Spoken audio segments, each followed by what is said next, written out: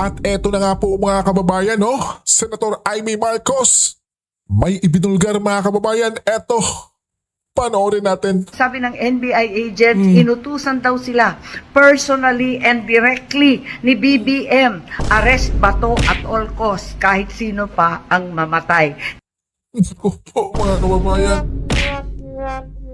Oh, sino nga ulit ang nag-utos mga kababayan?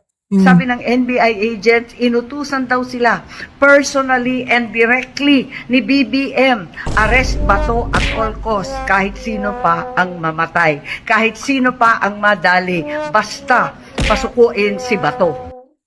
Opo mga kababayan.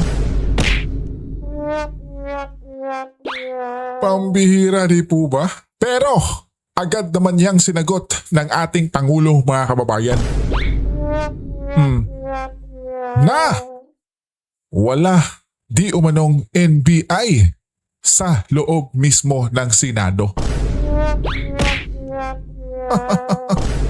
Pambihira mga kababayan, no? At wala siyang utos na arestuhin si Senator Bato mga kababayan. Eto, pakinggan natin ang ating Pangulo mga kababayan na sa wakas ay lumabas na at nag-report na po dito sa nangyayari sa loob ng Senado, kabayan. Hindi po gobyerno ang gumawa nito. Walang pumasok na tigalabas na sundalo, na militar, na NBI sa Senado. Hindi po natin alam kung sino yon na sumubok na pumasok at saka dahil doon ay nagkaputukan. Aalamin po natin. At kinukuha po natin, kinukulikta natin ngayon lahat ng ebidensya na nandiyan. Wala pong instruction kahit na kanino na hulihin si Senator Bato. At ang nangyari, ang NBI, sinabihan ko nung lumabas yung resolution ng Supreme Court, mga alas 4 yung kaninang hapon, ay sinabi ko, umalis na kayo dyan. Nag-comply naman sila. Kaya nung kausap ko si Director Matibag, sabi niya walang NBI doon, nandito lahat kami sa opisina. At ayun po, ay dahil kong mapaalam na sa lahat ng ating mga kababayan, itong pangyayari na ito, ay tayo maging kalma lang po.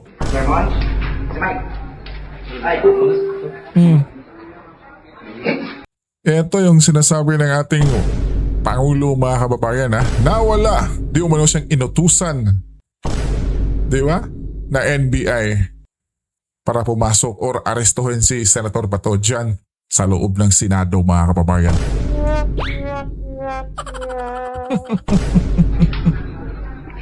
Pampira. Oo, binanggit na ni Diction, kasama yung Diction team leader ngayon. Magbibigay sila lahat. Pakinggan natin kabayan ha. Kukunin ko para mga bida. Hindi pa kasi nandito pa sila sa may Langgam, kasi nandito yung parang langgam eh. yung action ngayon. Bida? Pero napakita namin yan. Kaya.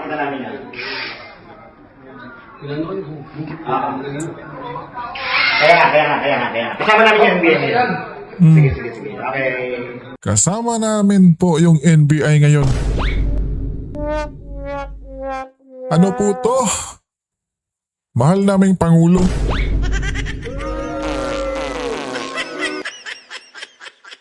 Iba mga kababayan. Ganda to. Makapagsipa. Makapagsipa, matamaan ka. Hindi na nila manan. Bakit man nag-interview?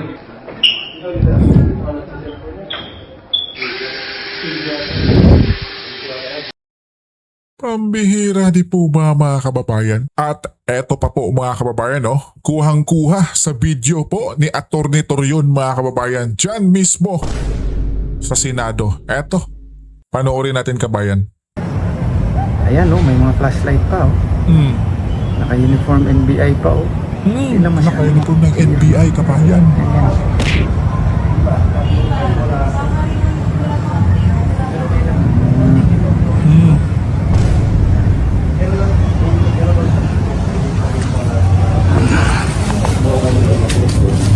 Try ko sa Instagram. Kakashare ko lang. Pambihira di po ba mga kababayan? ano po ito, Mr. President? Ang bihira talaga mga kababayan, di po ba? Talagang yung pinagsasabi ng ating mahal na Pangulo mga kababayan ay puro kabaliktaran mga kababayan, no? Pambihira. At eto mga kababayan, pakinggan naman natin yung side ng NBI, especially kay Matibag Kabayan. Eto, pakinggan natin. Pakita rito, nagpe-fellowship po kami. Kanina nung tumawag, nagkakantahan Ano yun mga kababayan? Nagpe-fellowship sila? Pakinggan natin ulit Pakita rito, nagpe-fellowship po kami. Kanina nung tumawag, nagkakantahan nga po, Okay, maingay. okay. Hindi ko Okay marinig po. yung masyado yung sinasabi ni Senator Loren. Tapos sabi niya, naka-speakerphone ka, ganyan. Andan dito. Inuutusan nila ako, pumunta ka rito, mag-imbestiga ka. Eh, ang problema po, napapagbintangan na kami nagpaputok. Paano naman po kami pupunta? Baka masubo naman po yung aming mga ahente. At maturo pa, o mapagbintangan, maraming tao ron, magkagulo po lalo. Ganun po ba? Wala kayong advance information kung ano mangyayari ngayon sa Senado? Wala akong naibigay sa inyong information whatsoever? Wala po dahil dapat sila po yan eh. Meron po silang sergeant at arms. Ang nakikita ko lang, nanonood din lang po ko sa Facebook na maraming mga kalalakihan na hindi naman Marines, mga naka-long arm po. At nagkakagulo. May nakita pa ako nagbabarena. Yung mga ganun po ba yung nangyayari kung senaryo sa Facebook ko lang po din nakikita.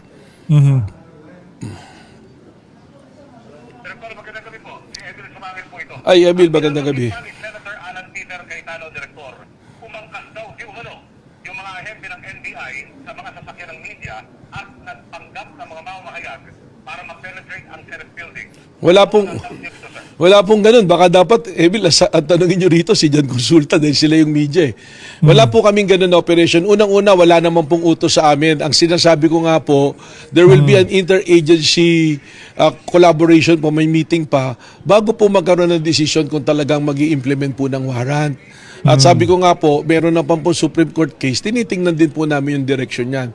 Kausap ko lang po si Secretary Bida at sinasabi niya nga sa akin, maghintay tayo ng instruction ha, wala tayong gagawin. Mula pa po kahapon yon, wala po kaming preparation whatsoever. Katunayan, mula po kaninang umaga, kami pong lahat ng mga opisyales at mga staff na kasali rito sa planning, nandito lang po kami. Hindi po ako umalis dito sa Sequoia Hotel. Hotel mga kababayan nasa hotel. Senator Matibag, sir, doon po sa video na pinost ni Senate President Alan Peter Cayetano, nananawagan siya sa DILG, sa PNP. So, kami at nag-responde dyan si Chief PNP Natates, nariyan din si Secretary Remulla ng DILG, at ngayon nagpupulong sila. Pati DOJ nanawagan siya. Opo. Si Secretary Bida, malamang sa inyo sa NBI. Kayo po may balak o tutulak din kayo patungkol sa Senado para makipagpulong sa kanya ngayon? Well, may instruction na po sa akin na dito lang kami, hindi po kami pupunta ron. Kami na nga po yung pinagbibintangan. Baka mahirap po pag pumunta kami ron eh. May maturo sa amin doon nakasama ko. Nako po mga kababayan. May narinig po kaming mga putukan kanina, no? Nagpaputok po ba ng baril ang mga taga-NBI? Ma'am, una-una wala nga po taga-NBI doon eh. So wala po magpapaputok ng baril na Walang taga-NBI po mga kababayan Malinaw yan, galing yan sa ating NBI Director, Attorney Matibag mga kababayan. Take note NBI po. Wala pong pupunta doon na NBI. Walang NBI na pupunta. Okay. Ano kung susunod na hakbang nyo? Kasi kanina nga nanawagan si Senate President Alan Peter Cayetano sa NBI na hingi po siya ng tulong. Ano kung tulong na may ibibigay nyo po? Well, liwanagin po natin ano po bang gusto nila kasi kung kami po yung pinagbibintangan, mahirap naman kami rin na mag-iimbestiga po. So tama naman po siguro yun kung andun yung PNP, di mag-imbestiga po yung PNP. Malaman po kung sino talaga yung mga personalidad na naging involved po sa pagpaputok ng baril. Kasi ang tinatanong ko nga, marami daw pong putok eh. Nakaputukan tapos wala man na tinamaan kahit ano. Medyo from the point of view investigation, medyo kailangan pag-isipan po natin kung bakit may nagpaputok ng baril doon sa loob ng Senado. Oo, sir. May mensahe pa kayo sa mga senador na nanawagan kanina, no? Ng Eto, mensahe niya Well, mga kung kababayan. formal po talaga na tulong at maayos na usapan, wala naman pong problema na kami mag-imbestiga dahil yan po namin trabaho namin. Pero sana po, yung pag-isipan kagad po yung aming ahensya na kami yung may kagagawan, hindi naman po yata makatarungan yon. siguro po kailangan magkaroon po ng isang malinaw at parehas na pag-iimbestiga po sa nangyaring to. And kami po, ako po, kaya ako po nag-imbitang pumunta rito yung media para personal na makita na kami po lahat ng opisyal at kilala naman po ni John Consulta lahat halos na opisyal ng NBI accounted for, nandito po lahat dito po sa Sequoia Hotel po. Okay po mga kababayan. Okay po. NBI Director Matibag. Ayun na po ang bahalang humusga mga kababayan no, sa pinagsasabi na itong ating NBI Director.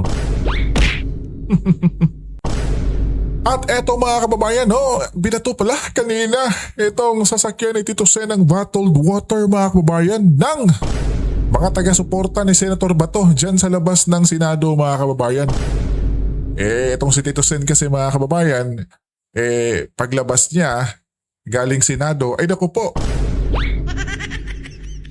tila may kinansyawan ito at binato pa ng bottled water mga kababayan.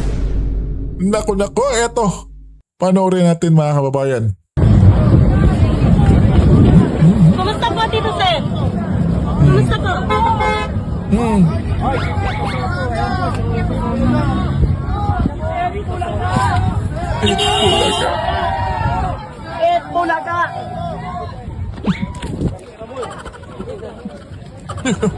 Tinapunan ng ano mga kababayan, no? Oh.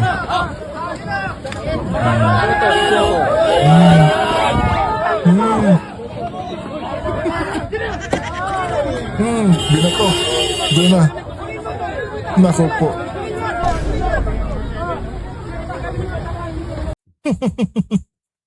Di po ba mga kababayan? Oh.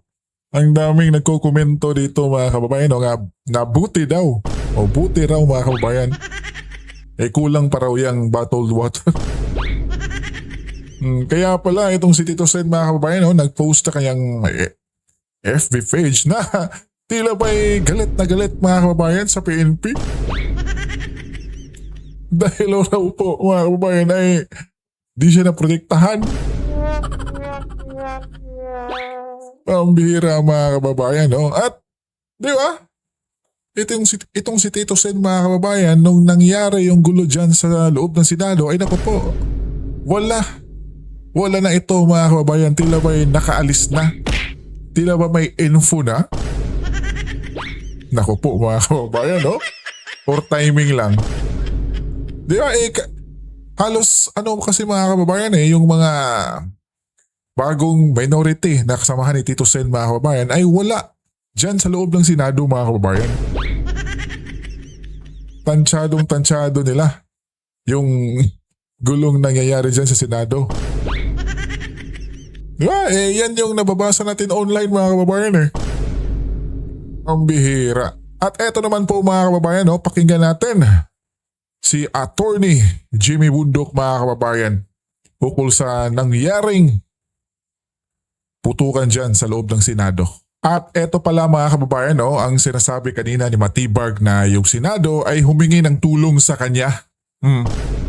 Naku po, eto, panoorin natin mga kababayan ha. Okay, so si Senator Loren at si Senator Pia finally Yes, po. got in touch with the NBI director. So they're here, they're here in the room. We have to turn off the lights dahil may putukan na nangyayari. Si Senator Pia and si Senator Loren called the NBI director. He said wala daw sila dito dahil pinaalis daw nila dito. So he said please find out what's happening kasi nagpuputukan. Sabi niya walang magagawa kasi pinaalis. And then he started saying, wag kami magtaas ng boses. What will you do, Director, kung may putukan na at... Nagtaas pala. Sinabi ng NBI na wag sila magtaas ng boses mga kababayan. Sila Senator Pia.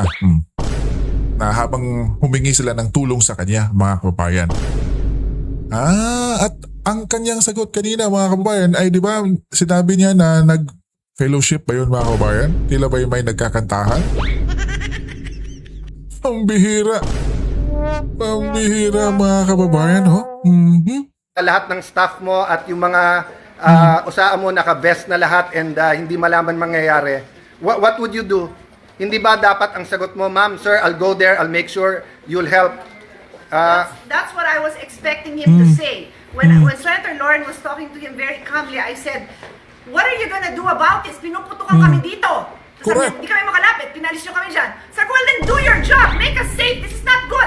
Ma'am, wag mo ako sigawan. Yun lang ang masasabi mo sa akin. Pinuputukan kami. Sasabihin mo sa akin, wag kitang sigawan. Sumisigaw ako dahil mataas ang Pambihira emotion. to. Matibag na to. I'll give everyone context. Four senators got tips 30 minutes ago while we were talking na umalis na dito kasi may mangyayari. So, yung isa kapwa senador, yung iba kung sino-sino nagsabi. So, the emotions are high here because bakit kami paalisin? We're waiting for the articles of impeachment and we're Yes, po. having a meeting. Dadating na. Nasabi lang dadating na. So, Naku po. again, no? Kung sino nakikinig from the government, this is the Senate of the Philippines. We are allegedly under attack. The Sergeant of Arms has confirmed na may putukan na dito. So please, kung sinong nanonood, sinong nakikinig, we expect yung tawagan namin would understand the emotions here and will say we'll do something about it. Yan yung nangyari kanina mga kababayan, no? Habang, di ba? Kakaputukan pa lang mga kababayan pagkatapos ng putukan. Agad silang humingi ng tulong. At syempre, NBI, yung kanilang inunang hinga ng tulong mga kababayan, no? Pero, yun si Matibag mga kababayan. Hindi pumunta. Nako po, bakit kaya? Mapapaisip ka na lang mga kababayan, no? Pero syempre, attorney si Matibag, agad naman siyang sumagot. Na which is, tila ba'y masasabi mong valid mga kababayan? Dahil raw, sila na yung inakusahan mga kababayan. Pag pumunta sila dyan, baka magkaanuhan pa mga kababayan. Lalong lumalala pa daw. Diba ang galing mga kababayan, no? Pambihira talaga. At eto po mga kababayan, pakinggan naman natin si Attorney Jimmy Bundok mga kababayan, no? Ito yung legal counsel ni Senator Bato kasama si Attorney Torion mga kababayan, no? Eto, pakinggan natin kabayan. Sir, yung NBI agents, may kinalaman po ba ito sa NBI agents. para kay Senator Bato? Or Paano naman pong hindi, di ba? Alam niyo po, as a lawyer, we're being very careful to show respect to the agencies of the government, right?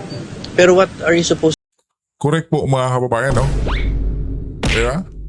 NBI agents mga kababayan. Kasi mismong sila Attorney Torion at Jimmy Bundok naka-witness na kitang-kita nila mga kababayan yung naka-uniforme ng NBI dyan sa Senado. Before nangyari yung putukan mga kababayan. Kaya posible.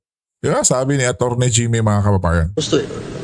how are we supposed to react? Nandun po kami, nagpuputukan, nagtatakbuhan po kami doon. Para po talagang war zone yung aming nadanasan. Tapos yung nakita pa naming mga footage and a few glimpses that we had, may mga NBI doon sa vest na suot nila. So, siyempre, at first glance. Kasama niyo po si Senator Bato de la Rosa nung nagkakaputukan. Sandali, ano yan? Nung kasama niyo po si Senator de la Rosa nung nagkakaputukan. Hindi, kahihiwalay nga lang namin noon. He was in the 5th floor. Okay. Pero sa mga nag-iisip po na baka siya ay nakalikas na, hindi po barely 3 minutes ago, I was with him before Tama mga kababayan kasi kumakalat din yan sa online na baka drama lang yan tapos si Senator Bato ay tatakas mga kababayan. Alam nyo naman yung mga kakampwet mga kababayan. Di po ba gagawin lahat at yung mga loyalista mga kababayan na drama raw to. At may isa pang abogado mga kababayan yung si Jesus Palsis mga kababayan na ayon raw sa kanyang Tweety Bird. Yan na naman yung Tweety Bird niya mga kababayan na tila ba'y tauhan ata or pakana ni Idol Robin yung putukan mga kababayan. Pambihira talaga tong si Attorney Palsis mga kababayan, no? Diba? Nasuplak na yan Attorney Libayan kabayan. Naku po, eto tuloy tayo kay Attorney Jimmy. talking to you. Sir, safe pa ba siya sa loob ng Senate building? Absolutely. Dahil may nakapuslip ng mga perceived NBI agents na Well, maaaring threat sa kanyang buhay. Wala naman sigurong 100% safe. Pero safe as can be reasonably Pero kumusta po Made. si Senator Bato? It's okay. He's in good spirits. Parang he was more concerned about us na okay ba kayo? Sabi ko, Sen, okay kami. Ikaw, kamusta ka? Okay lang ako, Jim. Sabi niya. So dito pa siya mag-overnight? Wala naman siyang ibang pupunta. Pero sir, what is the basis for your continued invocation of the protective custody of the Senate? Sinasabi po ni dating Senator Franklin Drilon, there's no such thing as a... We haven't seen a warrant. The DOJ is invoking naman yung RA 9861. 9851. Sorry, Yes. 9851 na Yeah. pwede raw There are no rules on surrender. There are no rules on to surrender. International Tribunal. It is our legal belief, not just argument. It is our legal belief that there is a vacuum in that provision. Ang nakalagay kasi dyan, pursuant to all applicable extradition laws and treaties, right? So wala pang laws on treaties or rules on surrender. Therefore, in dubio pro reo tayo. When in doubt, let's rule in favor of the accused. Wala pang rules on surrender. Meaning they cannot, on their own, just make up rules on surrender. Attorney, would you know po, kasi di ba binigyan ang camp ni Senator Bato ng Supreme Court ng 72 hours para sumagot dun sa opposition sa petition niya for TRO. Sasagarin ba yung 72 hours na yon o dahil dito sa pangyayari Hindi ko alam immediately tomorrow? Hindi ko alam ang gagawin ng respondents. Binigyan sila ng 72 hours, tapos after that, bibigyan kami ng 72 hours, di ba? But again, like I said, we don't have to wait for that in order for us to avail of TRO ulit or to try to pray for it. Okay, so magpa-file po ng panibago? Oh, because this is based naman on the clear text of the order, di ba? Na sinabi without prejudice. When will you file? Because of the supervening events. Yeah, we're planning as early as wala pong natutulog sa mga lawyers. Nandiyan po yung ibang lawyers namin. Tatrabaho. Sumuko lang ako ngayon dahil babalik ako sa mag-ina ko. Opo.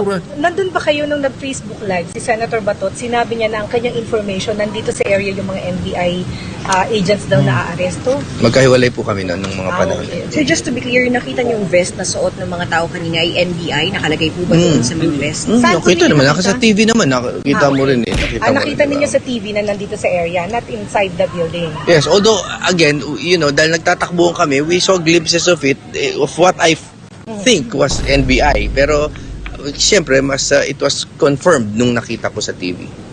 Kumusta si Senator Bato sa loob? It's okay. He's doing fine and is in better spirits now. At least I think he feels a bit safe now.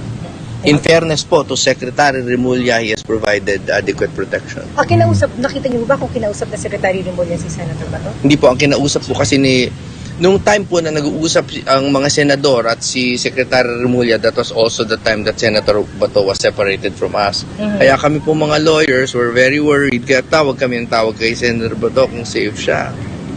And finally, when he picked up, ayun. Bakit kayo nag-separate? Bakit kayo nag-iwahiwalay po? To have dinner. Not because of the commotion? No. Kahit may commotion, sir, he feels safe now? Bakit po nasabi ni Senator Bato yun? Dahil hindi siya arrestuhin? No. He did say he feels safe. He just looks like he feels safer a bit now. Dahil nga naman may mga binigay na mga assurances si Secretary Remulla that we all are in unison in believing. No? So, okay naman. So kahit may nangyari po ganito, mananatili po si Senator Bato sa loob? Because there's no other option. Correct. Siyempre, kung pwede siya umuwi, di umuwi na lang siya. Hindi niya kasama yung majority ng mga senator. Nakaseparate siya ngayon. Hindi ngayon. Pero kanina, again, to be very clear, nung nag-dinner kami, nagsama-sama pa kami. Tapos nauna siya kasi he ate first, so nauna siya. Attorney, the safety of the senators and as well as the Senate itself has been in a hot Threatened, seat or yes. threatened tonight, and we've seen that. And at the same time, the credibility of the Senate is also being affected then. No? Why? Why the credibility of the Senate? With all the public backlash and the demand of the legal luminaries that we have, saying that walang protective custody and the likes yung Senate, and kailangan itong isurrender yung anyone from their party, or part ng kanilang body. I think the debate between the legal luminaries is at a standoff also. Hindi naman siya, I don't think they're being shamed in the sense na parang talong-talo sila sa argument. I think it is an ongoing public discussion, and right now it is our duty as lawyers to argue for our client, and also according to our belief na wala naman talagang rules of surrender pa. And I'm sure they're invoking Section 17 of RA 9851. Ang unang-una pong paragraph dyan ay ang binibigay ng jurisdiction po sa Pilipinas pagdating po sa mga krimen na yan. So yun po dapat ang fokusan natin. Number 2, yung huling pangungusap po dyan nakalagay pursuant to applicable existing treaties, di ba? Extradition laws and treaties. So kailangan po talaga, ganito po ang aming statement, ano? Ang lahat po ng paghuli sa ating mga kababayan, kahit ano pa, kahit foreign po na tribunal o ang mag-issue ng warrant, kailangan pong dumaan sa lokal na proseso. That is a strong and unbending belief. Hindi po pwede i-shortcut yun kahit ano po pong interpretation ng gawin nila sa batas because that goes against sovereignty. Pero sir, using your own argument, kung halimbawa sinasabi nyo, nasaan ang local warrant, ba't kailangan niya magstay sa Senate? Bakit hindi na lang siya umuwi sa sarili niyang bahay? Because he's under threat. May mga public pronouncements naman po. Ano bang klaseng tanong yan, Miss Reporter? Pambihira mga kababayan. Kita nyo na nga, oh. Diba? Nagkaputukan na nga. Pambihira. Po yung mga law enforcers na huhulihin siya eh. Tapos merong mga public pronouncement ni si Matibag. Siya na rin na nagsabi na mas makapangyarihan daw ang ICC warrant kaysa sa local warrant. These are pronouncements of official pronouncements of officers. So he has every right to be threatened by these threats of enforced disappearances. But sir, SILG Remulla said he will not be arrested tonight and at the same time NBI said, By the ILG, by the police, NBI pa, CIDG pa. NBI said that wala po silang pinadala raw na mga personnel ngayong gabi and all of them almost are in the seminar. Yet may mga taong nakabest nila. So hindi namin alam. We're not accusing them, but we're saying that right now on its face, the way it looks, parang NBI agent, parang. And out of our based on the right to preserve ourselves, syempre we have to assume what it looks like, 'di ba? Correct. And what it looks like is NBI agents po yung pumasok. What it looks like, ha? So because of what happened kanina, sir, meron bang ibang instructions si Senator sa inyo after this? Puro legal po ang instructions sa amin. We come up with multiple legal avenues, and he is at liberty to choose kung anong mas maganda. Pero we are in parang medyo in agreement kami more or less sa mga taktika namin. We won't reveal all of that na lang. And attorney, we can expect Senator Bato to show up in the coming days, including tomorrow po. The Senate, yeah, he has nowhere to go. Don't worry, guys. Nandito siya, sir. Okay siya. Yeah, it's okay. Yeah. Thank you. Thank you, attorney. Bakit yan po ang naging panayam sa isa sa mga abogado ni Senator Ronald Bato de la Rosa, Duterte candidate, musikero, abogado, Attorney Jimmy Bondoc. Yes po. Natanong, Boss D, ba't hindi nila na umuwi? Mali na nga yung banta eh. Talaga Tama po mga kababayan, di ba? Pambihira namang tanong yun kasi ni Miss Reporter. Sino ba yung reporter na yun mga kababayan? Baka yun yung bias CBN mga kababayan, no? Pambihira talaga. Nanulpalpal kanina si Attorney Bondoc na mga katanungan po sa ating mga kasamahan sa media. Parang kung ano-ano na lang din yung tinatanong eh, no? Oo. Pero ito nga, kanina din, nag-check ako ng wall ni dating Senate President Tito Soto. Wala pa siyang statement patungkol dito sa nangyaring putukan na ito, ha? Pero meron siyang statement patungkol doon sa nangharas nga daw sa kanya palabas ng Senado. So buti pa doon, meron kang komento, pero dito sa Yan yung ipinakita natin kanina mga kababayan, di po ba? Natila ba si Tito Sen ay inis na inis mga kababayan dahil kinantsawan at nako po, binato pa ng bottled water mga kababayan, no? Yung kanyang sasakyan. Nako po, yan yung mapapala nyo mga kababayan, di po ba? na nangyari. Wala at ang dami na namang mga spekulasyon na kumakalat. Parang nakakapagtaka talaga, ha? O kasi pinalalabas talaga nila, lalo na ng mga known critics ni Senator Bato de la Rosa na nanggaling daw ang putok mismo sa mga senador. So alam nyo, dapat ito sa Senado ipatawag itong mga ito nagkakalat ng nagkakalat ng mga ang nag-post yan mga kababayan ay yung si Atty. Jesus Palsis mga kababayan. Ayon na raw sa kanyang Tweety Bird. Pambihira. Tama, Boss D, no? Para magtanda tong mga to. Pero, naku po mga kababayan, kaya yan sila sobrang tapang sa kanila pa kasi yung administrasyon ngayon mga kababayan, di ba? balita, lalo na yung mga nagsasabing may mga Tweety Bird daw. Oo, sinasabi na naman na ano daw to, parang paanak ng Senado mismo. Para sa pakulo lang simpatya. ng mga senador ko, no? At saka ito, wala daw control. Boss D, parang ang sinasabihan na may pakanag daw ay yung according sa Tweety Bird sa Tweety Bird niya. Senator Robin, Senator Robin. Sinisipag kay Senator Robin. Alam mo, dapat ito paimbestigahan o i-demand ito ni Senator Robin kasi ultimong pulis nga, hindi pa sila nagbibigay ng kanilang mga statement dahil pinag-aaralan pa nila, pero meron na sila kagad mga sinasabing mga posibleng nangyari, pero dito, partner, dapat talaga silipin ang confidential funds ni Pangulong Bongbong, kasi imagine mo, ang laki-laki ng kanyang confidential funds tapos wala siyang alam sa mga nangyayari sa bayan, di ba? Hindi niya nakikita, hindi niya naririnig kung ano yung mga banta, samantalang yan nga ang purpose ng intelligence and confidential intelligence funds, di ba? Yung malaman mo yung kung ano yung threat, saan nanggagaling yung threat, di ba? Ba't kaya ganun, mga partner? Ang tanong pa dyan, Boss Dada, partner MJ, kasi napansin natin kanina, yung mga senador mula sa majority nag-live. Nag-live si Senator Amy, nag-live sila Senator Pia, si Senator Alan, Senator Jinggoy. Nakita natin yung ibang mga senador na kasama doon sa mga videos nila. Ay, ang tanong ngayon ng taong bayan, nag-live ba si Senator Tito nung nangyari? Ito, tanong lang naman. Kasi lahat ng mga lahat ng mga senador na nasa loob ng Senado ay nakapag-live sila. How about sila Senator Kiko? How about sila Senator Pam? Sila Senator Risa? Nasaan ba sila sa panahon na iyon? At samantala, pakinggan naman natin ang naging karagdagang pahayag ni Vice President Sara Duterte sa kaganapan ng Senado. Ano po kayo ngayon, ma'am?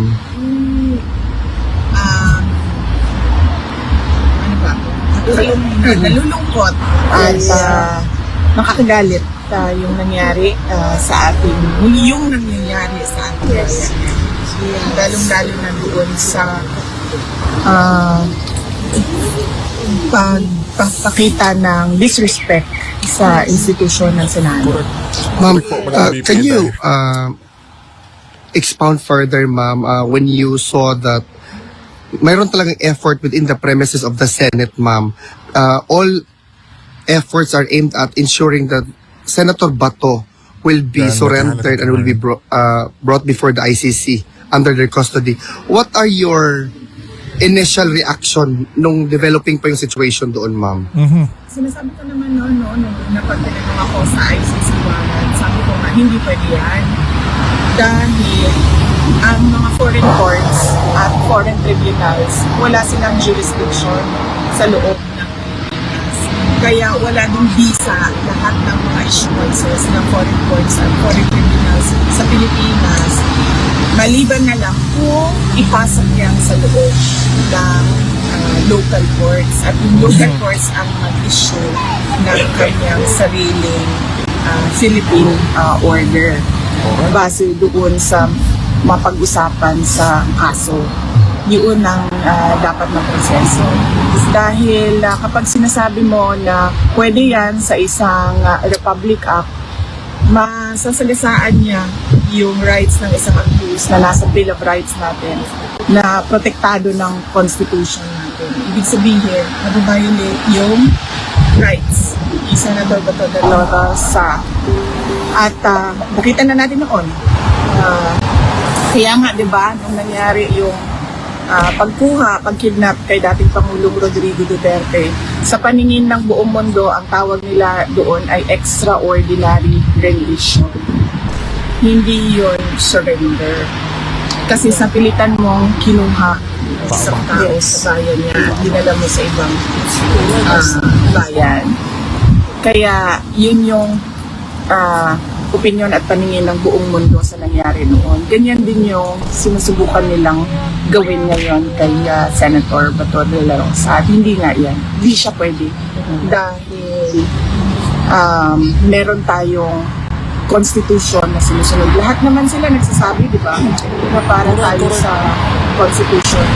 Pero kapag ang administrasyon na ang gumalaw, wala ng constitution, wala ng batas, puro na lang pang-aabuso, pananakot at Yun lang kabayan ni Cuba. VP, alam pa ni former president ang nangyari sa Pilipinas, ma'am? nakita niya pala sa balita. Wala naman akong planong kanina na banggitin sa kanya yung pangyayari sa Pilipinas. Pero lumabas sa news at nakita niya pala sa kanyang TV. Kaya pag upo niya, tinanong niya kaagad anong kaguluhan ng Senado. So sinabi ko sa kanila na Naku po mga kababayan, no? Nalaman pala mismo ni Tatay Digong yung nangyayari dyan sa Senado at kay Senator Bato mga kababayan, no? Naku po. Yun nga, pinipilit ng administrasyon na kunin si Senator Bato de la Rosa. BP, pwede magdagdag may thoughts, BP? Yes, ma'am. Yan po, naging pahayag ni Vice President Sara Duterte sa labas po ng ICC Detention Facility at shinare niya mga partner na alam nga no, ni former President Duterte yung mga nangyayari ngayon sa Pilipinas at binanggit rin ng Vice na ang ginawa noon kay FPRD ang sinusubukang gawin din ngayon kay Senator Ronald Bato de la Rosa.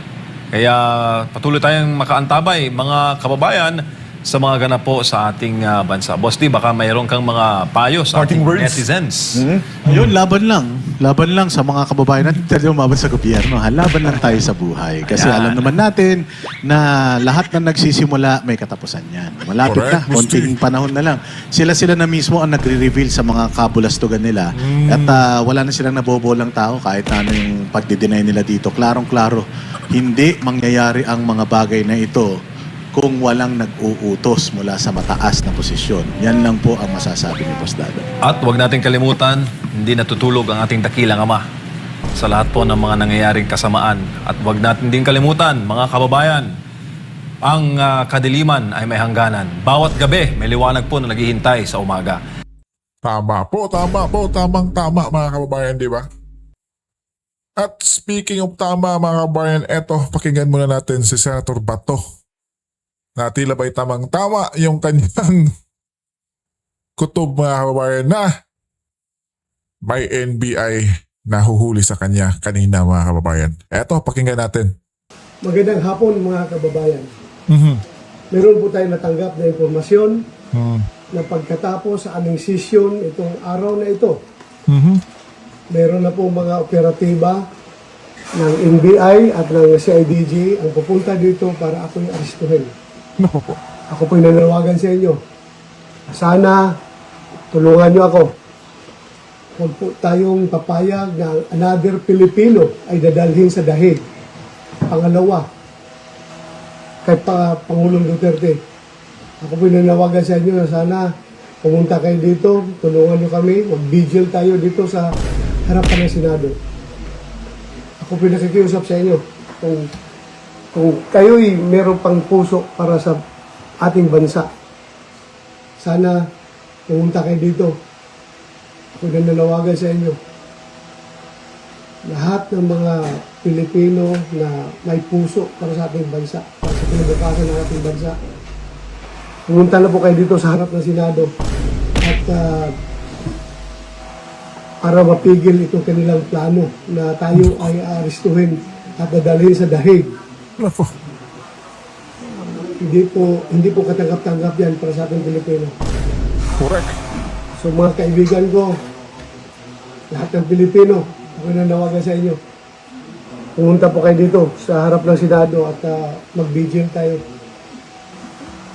Hindi tayo papayag na another Filipino will be brought to dahig just because of politics. Ako po isang tapat na pulis, tapat sa serbisyo. Bakit nila ako ginaganito? Mensahe yan Senator Bato kanina mga kababayan, no? Yung di pa nangyayari yung gulo dyan sa Senado.